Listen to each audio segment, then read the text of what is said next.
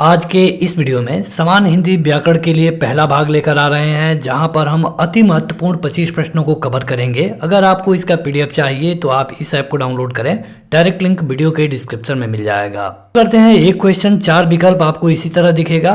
पहला क्वेश्चन आपके स्क्रीन पर आ चुका है कि त वर्ग का उच्चारण स्थान क्या होता है। देखिए, जैसे कि आपको पता होगा कि क, ख, ग, घ अंग ये पहला वर्ग होता है। इसके बाद दूसरा होता है च, छ, ज, झ, तीसरा होता है ट, ठ, चौथा होता है त, थ। तो यहाँ पे जो चौथा वाला वर्ग होता है उसी के बारे में पूछा गया है। यहाँ पर आपके विकल्प है और आप चाहें अपना उत्तर बताना तो 2 सेकंड में कमेंट करके बता सकते हैं। त वर्ग का उच्चारण स्थान क्या होता है? दंत होता है। आप चाहे तो बोल करके भी देख सकते हैं त, थ। जब भी आप इसको उच्चारण करेंगे आपके दांतों पर आपकी जीभ आके लग रही है। अगर हम पूछ लें कि कंठ में कौन कौन से वर्ण आते हैं तो कंठ में पूरा क वर्ग आता है, मतलब कि क, ख, ग, घ इस तरह। नाक कौन सा लिंग है? नाक को आपको बताना है कि ये स्त्रीलिंग है, पुल्लिंग है। तो देखिए, हिंदी ग्रामर एक ऐसा सब्जेक्ट है जहाँ पे कई सारे क्वेश्चन ऐसे पूछे जाते हैं जिसको आप ये नहीं कह सकते कि केवल इनको हम सुन करके बता सकते हैं। इसके लिए आपको थोड़ी बहुत पढ़ाई करनी पड़ेगी। अगर हम नाक के बारे में बात करें तो नाक बह रही है, नाक बहती है, ठीक है। तो यहाँ पर नाक हो गया स्त्रीलिंग। 2 सेकंड मिल रहा है, आप अपना उत्तर कमेंट करके बताते रहिए। प वर्ग का उच्चारण स्थान पूछा गया है। जिस तरह क वर्ग का कंठ हो गया, इसके अलावा त वर्ग का दंत हो गया, उसी तरह प वर्ग का पूछा गया है। प वर्ग में कौन कौन आएगा? प, फ, ब, भ, इसके अलावा म। तो प वर्ग का अगर पूछा जाए तो ये होता है प, मतलब कि आपका पूरा मुंह खुल रहा है और ये हो जाएगा ओष्ठ। नवयुवक में कौन सा समास है? देखिए, अगर आप इस वीडियो को देखेंगे तो यहाँ पर हम धीरे धीरे क्वेश्चनों का लेवल हाई करेंगे। यहाँ पर थोड़े बेसिक लेवल का क्वेश्चन है, तो आप बाकी के वीडियो देखने के लिए प्लेलिस्ट को चेक कर सकते हैं। वीडियो के डिस्क्रिप्शन में उसका लिंक मिल जाएगा। नवयुवक की बात करें तो जब भी हमें किसी चीज़ का समास बताना होगा तो जो भी शब्द दिया होता है उसको हमें तोड़ने की जरूरत पड़ती है। अगर हम नवयुवक को तोड़े तो ये हो जाएगा नव और युवक, ठीक है। और यहाँ पर देखिए, ये एक युवक है और उसके बारे में बताया गया है कि युवक कैसा है, तो नवयुवक है। तो यहाँ पर विशेषण और विशेष्य के बारे में आपको पता चल रहा है। तो जहाँ पर भी विशेषण और विशेष्य के बारे में बात हो वहाँ पे हो जाता है कर्मधारय समास। समास कितने प्रकार के होते हैं? तो समास होता है 6 प्रकार के। क्या आप बता पाएंगे? तो चलिए 3 का नाम हम बता देते हैं और बाकी 3 का नाम आप कमेंट करके बताइएगा।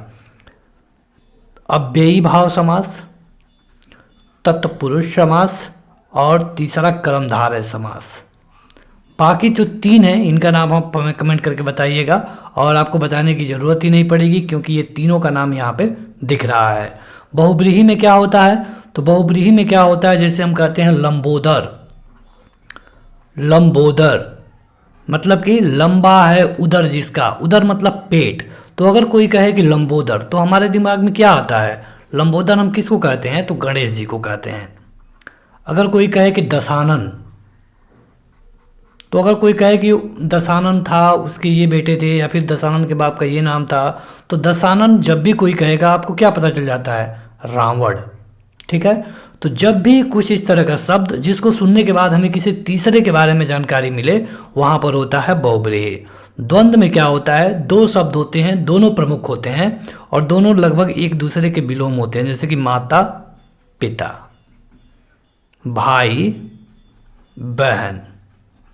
अगर हम द्विगु की बात करें तो द्विगु में होता है उसके सामने उसकी स्टार्टिंग किसी नंबर से शुरू होती है, जैसे कि तिराहा, चौराहा, चौपाया, पंचवटी। तो हर जगह आप देखेंगे कहीं पर 3 है, कहीं पर 5 है।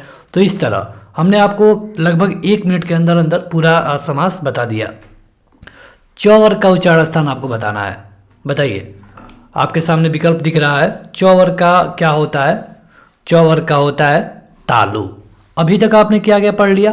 क वर्ग का कंठ, च वर्ग का तालु, ठीक है। इसके अलावा अभी आपने इसके पहले देखा था प वर्ग का ओष्ठ, और एकदम स्टार्टिंग में आपको हमने बताया था त वर्ग का दंत।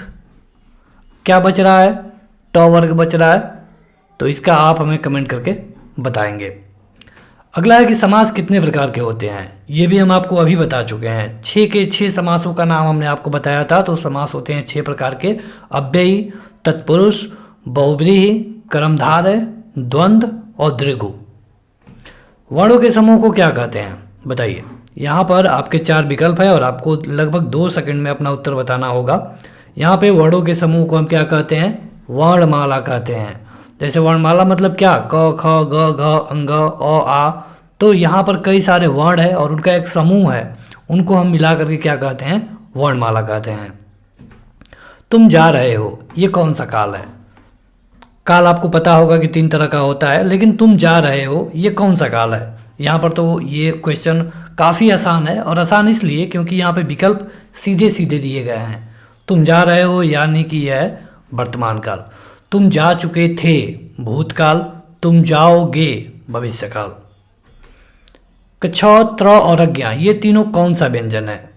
कछ, त्र और अज्ञा को हम किसी खास नाम से जानते हैं, आपको बताना है कि उसको कहते क्या है। देखिए, त, थ, द, ध, न, ये होता है त वर्ग में। उष्ट में होता है स, स, स, ह, और संयुक्त में होता है कछ, त्र, अज्ञा। यानी कि ऑप्शन नंबर पहला सही हो जाएगा इस क्वेश्चन के लिए। मैं कौन सा पुरुष है? मैं में कौन सा पुरुष है? देखिए, हमने हिंदी ग्रामर का जो चैप्टर वाइज वीडियो है हमने ऑलरेडी अपलोड किया है। आप प्ले स्टोर में जा करके ऐप को डाउनलोड करके देख सकते हैं, या फिर प्लेलिस्ट में भी आपको मिल जाएगा। तो यहाँ पर मैं के बारे में पूछा गया है। तो मैं होता है क्या? जैसे देखिए, मैं और तुम और एक हो गया वह। बस थोड़ा सा आपको बता दें, जो व्यक्ति वक्ता होता है वो मैं होता है, मतलब मैं बोल रहा हूँ, यानी कि मैं हो गया उत्तम पुरुष। तुम सुन रहे हो कि जिससे वो बोल रहा है उसको हम तुम कहते हैं, ये हो गया मध्यम पुरुष। और जिसके बारे में बात हो रही है वो हो गया अन्य पुरुष। यानी कि हिंदी में आप देखेंगे कि पुरुष मुख्य रूप से 3 प्रकार के होते हैं। पुस्तक कौन सा शब्द है? पुस्तक क्या यह तद्भव है, तत्सम है, देशज है? देखिए, तद्भव उसको कहते हैं जो कि किसी संस्कृत शब्द से निकला हुआ हो। तत्सम उसको कहते हैं जो कि संस्कृत शब्द में थोड़ा बहुत बदलाव करके उसे ले लिया गया हो। देशज उसको कहते हैं जिसको अपने देश में ही बोला जाना शुरू किया गया हो सबसे पहले। विदेशज उसको कहते हैं जिसको विदेश से लिया गया हो। यहाँ पर हम पुस्तक की बात करें तो ये हो जाएगा तत्सम।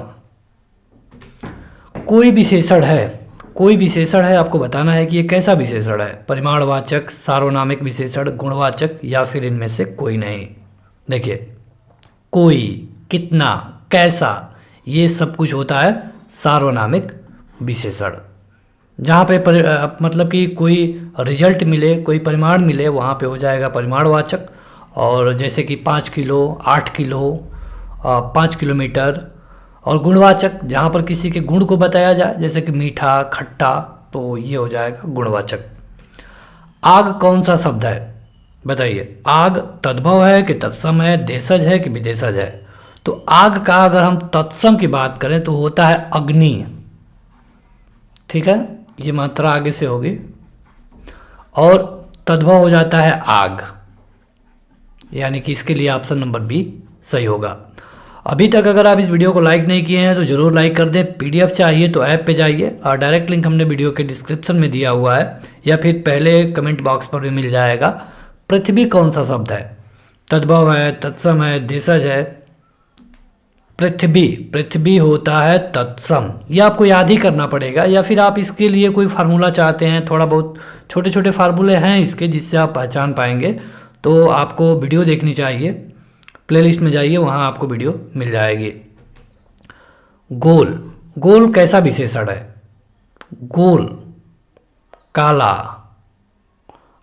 पतला, तो ये सब हो जाएगा गुणवाचक। जैसे हम बता रहे हैं किसी के बारे में, उसका गुण बता रहे हैं कि अरे वो गोल है, तो ये हो जाएगा गुणवाचक। टेबल कौन सा शब्द है? टेबल या फिर टेबल।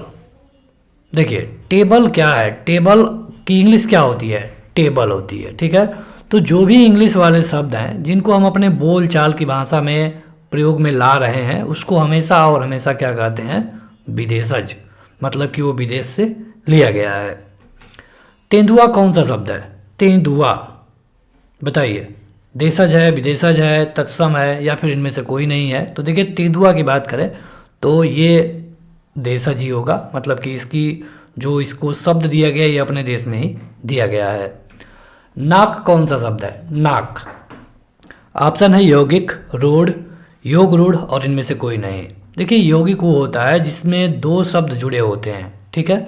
रूढ़ वो होता है जिसको आप मतलब जिसमें कोई शब्द जुड़ा नहीं होगा, वो खुद का एक अर्थ होगा, जैसे कि ये रूढ़ है, इसको आप तोड़ नहीं सकते हैं, तो यहाँ पर इसके लिए हो जाएगा ये वाला। योग रूढ़ होता है जो कि दो शब्दों को जोड़ करके बनाया गया हो। यौगिक और योग रूढ़ में थोड़ा सा डिफरेंस है। यौगिक में आप शब्दों को अलग अलग करेंगे तो अर्थ अलग अलग होगा, जोड़ देंगे तो अभी अर्थ अलग हो जाएगा, लेकिन योग रूढ़ में इसके विपरीत होता है। ख्याल कौन सा शब्द है? इस तरह ये लिखा जाएगा, मिसटाइपिंग है थोड़ा सा, बताइए।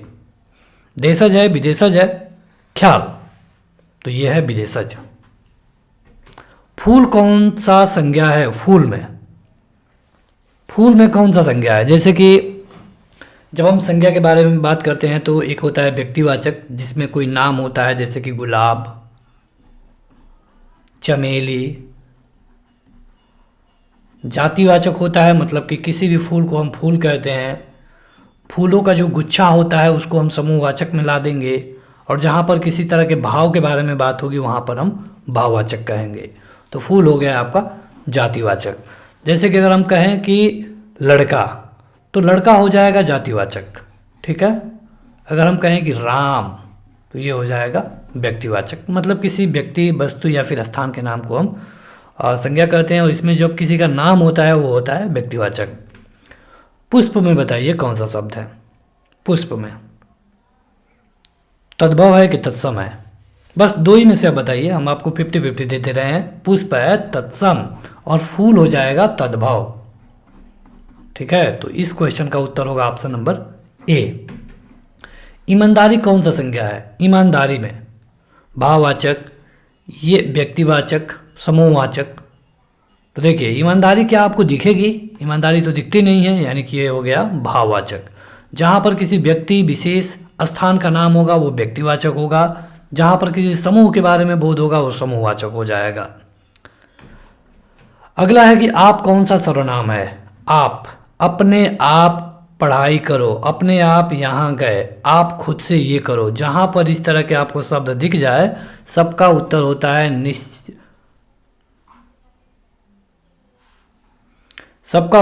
है निजवाचक सर्वनाम। जहाँ पर भी अपने आप, खुद से इस तरह का शब्द आ जाए तो आपका होता है निजवाचक सर्वनाम। लंबोदर में कौन सा शब्द है? बताइए। लंबोदर, देखिए अगर इसको समास में पूछा गया होता तो ये बहुब्रीहि होता, क्योंकि बहुब्रीहि वाले में हमने आपको यही उदाहरण दिया था। यहाँ पर लंब मतलब कि लंबा, उदर मतलब कि पेट, और जोड़ दिया दोनों को तो हो गया गणेश। इस तरह के जहाँ पर भी कंडीशन आए ये योग रूढ़ हो जाएगा, ठीक है। मतलब कि अलग अलग तो अलग अलग अर्थ है, लेकिन जोड़ दिया तो किसी तीसरे के बारे में बताने लगा, ये हो जाता है योग रूढ़। तो वीडियो ख़त्म होने वाली है, लेकिन अगर अभी तक आप इस वीडियो को लाइक नहीं किए हैं तो ज़रूर लाइक कर दें। सोना में कौन सा संज्ञा है ये आपको बताना है।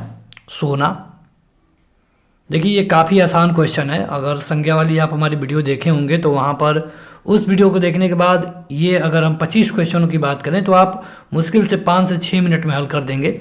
सोना होता है आपका द्रव्यवाचक, क्योंकि सोना एक द्रव्य है और इसको हम द्रव्य के रूप में ही तौलते हैं, ये हो जाएगा द्रव्यवाचक। तो बस इस वीडियो में इतना ही। सबसे पहले आप इस ऐप को डाउनलोड करिए, डायरेक्ट लिंक वीडियो के डिस्क्रिप्शन में है, लेकिन उससे पहले बताइए कि आपने 25 में से कितना किया। वीडियो को लाइक और चैनल को सब्सक्राइब करें। Thank you.